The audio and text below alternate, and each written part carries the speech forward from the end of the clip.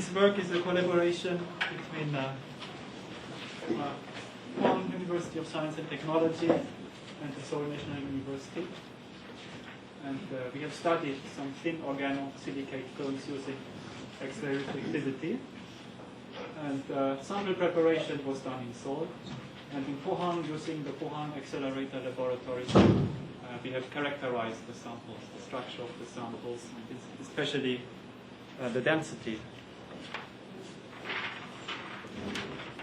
Now, the motivation for this work came from the semiconductor industry. There is a demand for highly insulating material which have a very low dielectric constant. This is becoming necessary, of course, because the feature sizes in the integrated circuits are shrinking more and more, and we need better dielectric materials. And there have been many research efforts by various groups, and it turned out that one very good candidate as interlayer dielectric organosilicate, because they already inherently have a low dielectric constant. They have very favorable thermal and mechanical properties, low moisture uptake, and also good efficient properties, which is all very important. And furthermore, the dielectric constant of those organosilicates can be further reduced by introducing pores, air-filled pores in this structure. You can arrive at a very low dielectric materials. And now, for this work here, our aim was the structural characterization of organosilicates and also mesoporous organosilicates using the X-ray reflectivity. In particular, we were interested to follow the pore formation through a density measurement with the X-ray reflectivity. And in this talk, mainly, I will present about that. So first about the sample preparation. We used a mixture of a thermosetting resin, silsesquioxane, and of an organic molecule, a star-shaped organic molecule, which acts as a pore generator or pore generator. And both components are dissolved in a suitable solvent. They mix very well, and the thin films are created by a spin coating on silicon wafer. And then at the fluid temperature of 150 degrees, this matrix vitrifies, and we arrive at such a structure where we have a composite between the matrix and still the support generator. And the film thickness was around 100 nanometer in all cases. And in order to create air-filled pores, we have to make a calcination, so also some samples be treated at a higher temperature at which this porogen template decomposes, and hopefully we arrive at such a structure where we have air-filled pores in the matrix. So samples were prepared at the various porogen contents as shown here.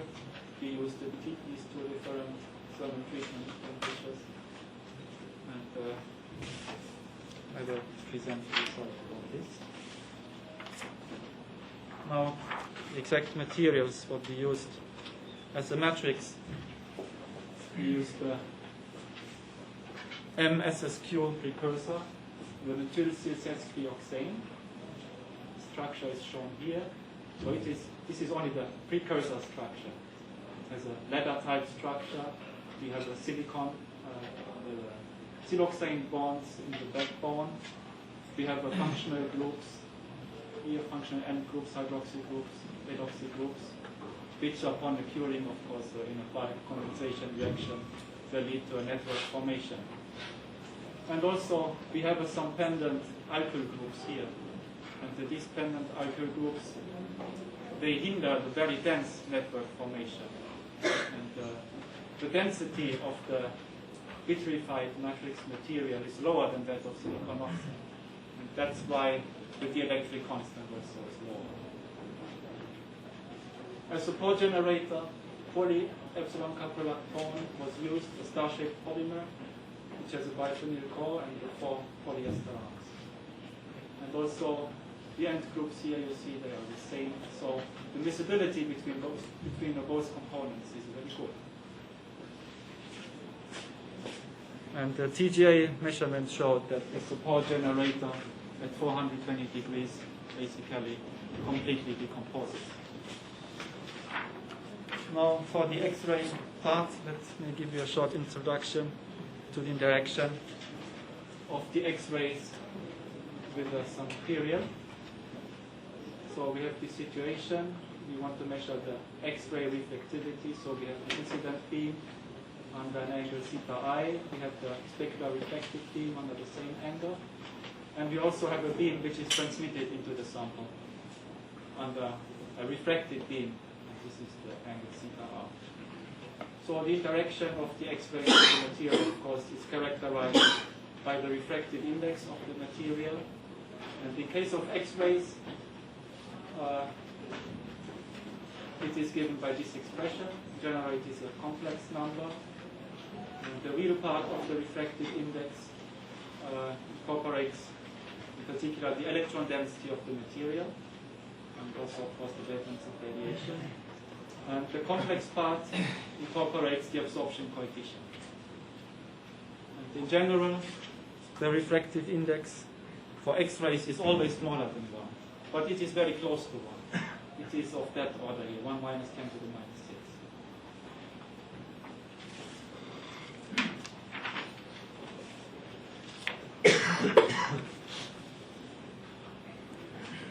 Now, there is the Snell's law, which gives a relationship between the incident angle here and the angle of the refracted beam and the refractive index.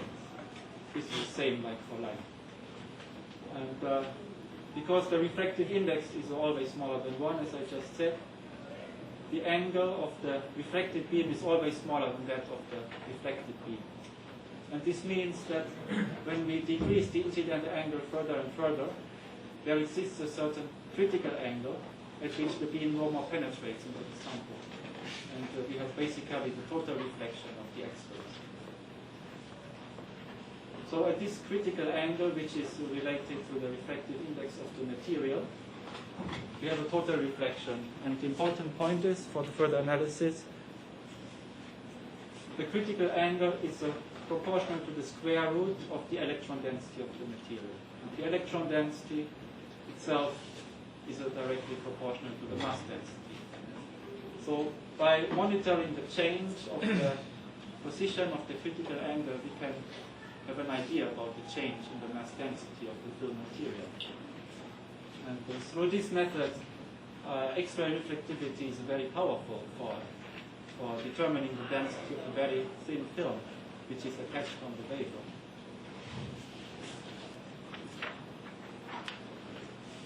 Now we have done these experiments in Pohang, at the Pohang Accelerator Laboratory, shown here. This is the Wiener accelerator, and here is the storage ring. And experimental stations are located around the storage ring. And we have used the beamline 3C2, the X-ray scattering beamline. I cannot explain in detail, but the source is a bending magnet. We have a focusing mirror, and of course a monochromator. And here's the experimental hutch, which is equipped with a 4-circle granulmeter. And now the sample is scanned by an angle theta with respect to the incident beam, and the detector is moved to the 2 theta position. You can measure the reflectivity curves. And one representative example is shown here. Basically, all samples that we measured showed these curve features, which are numbered here from 1 to 5. One important thing I want to point out, using the synchrotron source, we were able to measure the decay of the reflectivity curves over 9 orders, nearly 10 orders of magnitude. So the resolution is very good. With the lab source, we can maybe reach only this level here. So there is a lot of information on curve features. And the smallest angle region is shown here again in the inset. And here we can see the critical angle. Here is a critical angle. The reflectivity is essentially 1. So reflectivity defined as the ratio of the intensities of the reflected beam and the incident beam. It is essentially 1. We have a total reflection here, and then some oscillations are visible. Then the beam penetrates into the film, and at the higher angles there is a very rapid decay within a very small angular range. So this is a real small angle experiment. And in particular, I want to discuss the region around the 2 critical angles. Now that we have a film on the substrate, we have 2 critical angles. One is associated with that of the film material, and the other one with that of the substrate. And as the electron density of the film is smaller than that of the substrate, we find such a behavior here. So in this region 1, the beam cannot penetrate the sample. It is totally reflective, reflectivity is 1. In region 2, when the critical angle of the film is reached, the beam can penetrate into the film, but not into the substrate. It is totally reflected at the substrate. And we see these oscillations here due to the interference of the reflected beams with various interfaces. And in the region 3, the beam can also penetrate into the substrate, and then the reflectivity drops very fast with the angle.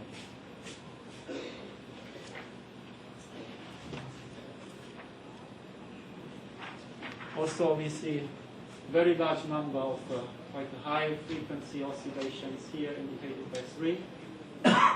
These also, of course, are due to the interference of the reflected beams, and we can determine the total film thickness very accurately. Oscillation frequency. And in addition, you can see there is another lower frequency modulation in the curve. This means we have another layer which has quite a small thickness, and I will talk later. And also we have a certain decay of the reflectivity curve, and from the decay we can get information about the surface and interface roughness. So with the reflectivity measurements we can get information about the film thickness, about the density or the electron density of the film, and about the interface roughness.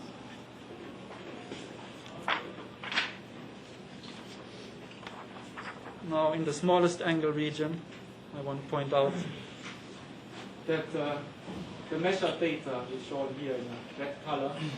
They are distorted because the beam overshoots the sample at the very smallest angles. Projected beam size is larger than the sample itself.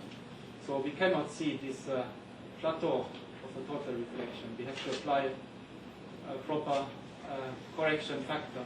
And after applying such a factor, we get the true curve. This curve is used for the fitting procedure. Now, from the large number of oscillations that we found, there were more than 70 fringes, we can determine the film thickness, and it is shown for one example here. If we plot the experimental data according to a modified Bragg equation, which relates the angular position of a fringe with the order of the fringe, the wavelengths of radiation, and the film thickness, and the critical angle of the film. If we make such a plot, we found nicely that the experimental data follow this law, and from the slope of the curve, we can determine the film thickness very accurately here with the precision of 1 angstrom.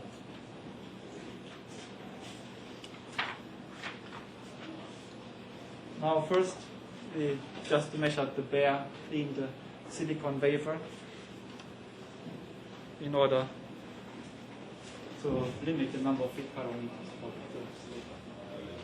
And you see the reflectivity curve drops over 8 orders of magnitude, and then a shallow minimum is reached.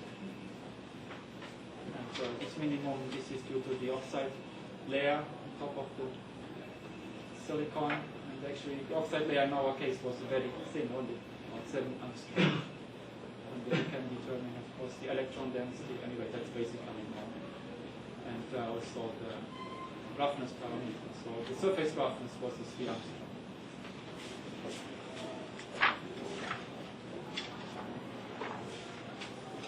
Now here also just one representative example for the sample which contained 10% of porogen and which was calcinated at 420 degrees. Red points are the experimental data, and the solid line is the best fit that I could get from the data. Here shown is the electron density profile which was used for fitting the data. So as you can see, the decay of the curve is well described by the fit. Also, these modulations are well described. And now let's zoom in this region and this region and see how the fit looks like there. That is shown here. So the data around the critical angle are well fitted, and the electron density can be precisely determined. And one problem is the depth of the minima is not well fitted. Okay. I should speed up. So we have some smearing of the data, and we believe this is due to a non-uniform film thickness. This can be easily understood for spin-coated films. Also, the substrates have some curvature. This will lead to some smearing effect.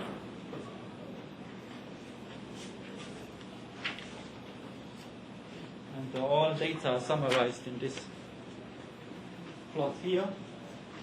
So we have the various porogen contents and the various thermal treatment temperatures. And you can see that this is just the angle around the critical angles here.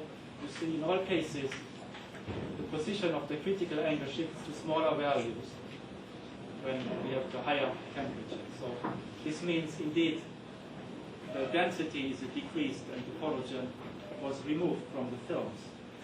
And when looking closely here and evaluating the data with the fits, we come to these results here. This is the last transparency.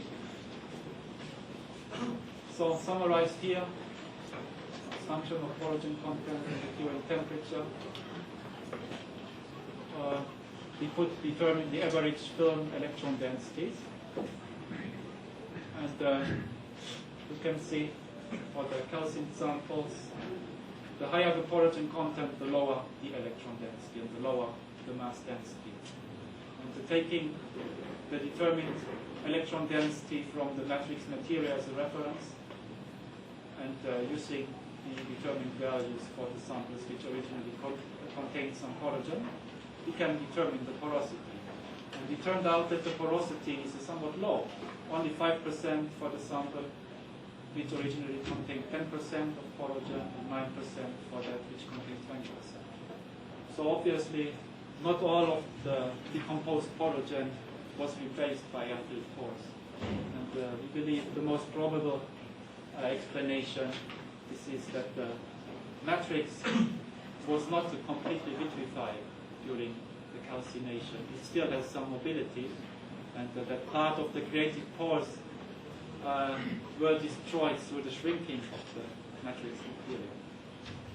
But anyway, most important for this work is we found a method to determine the porosity of the film and to follow changes in the film density.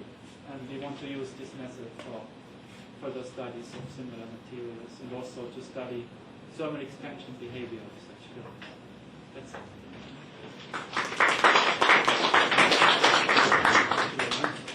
I will take one or two questions from the audience.